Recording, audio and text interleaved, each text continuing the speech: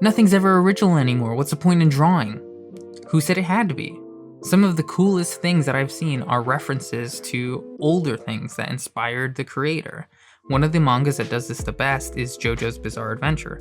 Araki constantly references all kinds of things that have inspired him, most notably music, but you'll see a lot of other things being referenced, including fashion or poses. A lot of the poses that are known as JoJo poses come from a fashion magazine.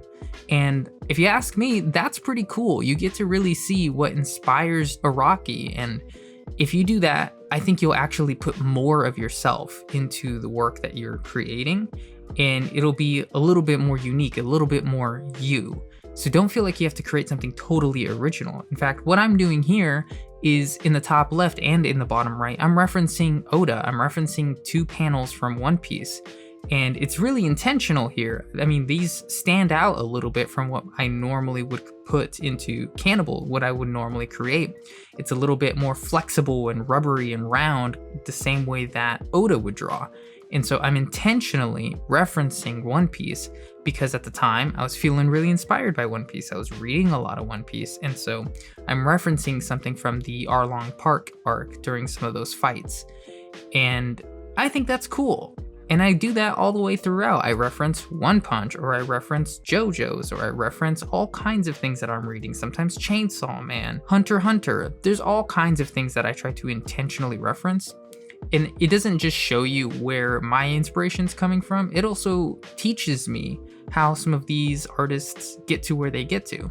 And the references don't stop at just the visual aspect. Some of the names of these characters, some of the names of the abilities they have, they reference music or paintings or a concept or a person. There's all kinds of things that I reference here, and I intentionally reference everything. I encourage you to reference everything, because it's not enough to just be inspired by something, at least in my opinion. I think you should take it a step further, see how it was made, give it a shot yourself, learn from it, really interact with that media and really play with it and bring it to life in a different way. When I'm referencing a painting, when I'm referencing music, I'm looking at that painting, I'm listening to this music as I'm doing it, really trying to put some of that into the artwork. And sometimes you can see it, and sometimes it's a little bit more obscure, and that's okay.